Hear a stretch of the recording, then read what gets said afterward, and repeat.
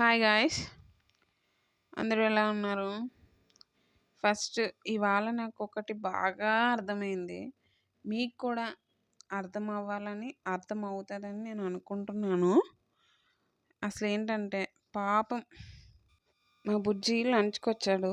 సరే లంచ్ చేసేసిన తర్వాత తనని ఒక్క నిమిషం కూడా కూర్చొనివ్వకుండా వర్షంలో తీసుకెళ్ళాను. ఈ ఆవకాయ గురించి చెప్పాలంటే చాలా ఉంది. ఫస్ట్ మనం ఇన్స్టాగ్రామ్లో కొన్ని గుడ్ ఉంటాయి, కొన్ని బ్యాడ్ ఉంటాయి. అవి తెలుసుకోవాలి. కొంతమంది ఇష్టం వచ్చినట్టు ప్రమోషన్స్ చేస్తుంటారు. అవి ఎందుకో అర్థం కాదు. డబ్బుల కోసమో ఇంక దేనికన్నా నాకు అనవసరం. ఇప్పటి నుంచి నేను అలాంటి ప్రమోషన్స్ కాదుగా, ఎలాంటి ప్రమోషన్స్ నేను చూసి నమ్మాలని అనుకోవట్లేదు. ఇన్స్టాగ్రామ్లో వచ్చి చూసినవి గుడ్డిగా నమ్మేసి మనం షాపింగ్ చేసేయద్దండి. 100% కరెక్ట్ అని తెలుసుకున్న తర్వాత మనం షాపింగ్ చేయాలి. ఫస్ట్ ఈ ఆవకాయ మాటకు వస్తే, ఆవకాయ ఓపెన్ చేశాను.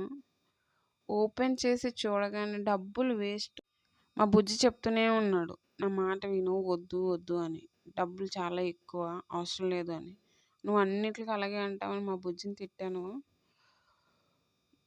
చూడడానికి చాలా ప్యాకింగ్ అదంతా చాలా బాగుంది, కానీ అందులో ఉండే పచ్చడి ఉంది చూసారా, అండ్ క్వాలిటీ లెస్.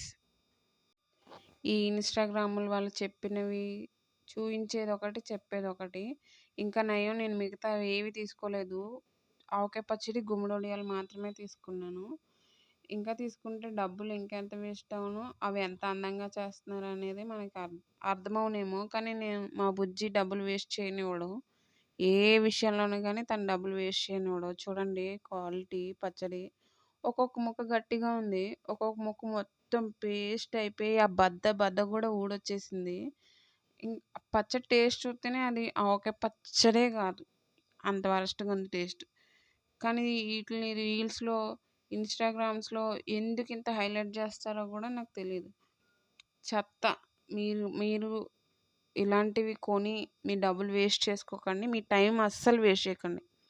నేను మా బుజ్జి టైం వేస్ట్ చేశాను ఈరోజు. సో సారీ బుజ్జి, నేను నీ టైంని వేస్ట్ చేశాను. I'm really sorry. ఇకపై నుంచి నువ్వు చెప్పినట్టే నేను డబ్బులు వేస్ట్ చేయను. ఇలాంటి వీటి మీద అస్సలు పెట్టను. కొన్ని మంచి ఉంటాయి, కొన్ని చెడు ఉంటాయి. కానీ మనం మంచి అనేది ఫోకస్ చేయాలని నాకు ఇప్పుడు అర్థమైంది. ఈ పచ్చడి అయితే చెత్త వరస్ట్.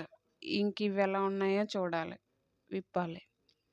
ఇంకా నేను వీటిని విప్పాలనుకోలేదు, విప్పను కూడా. అది చూసిన తర్వాత మొత్తం మూడంతా అప్సెట్ అయిపోయింది ఆవకాయ పచ్చడి.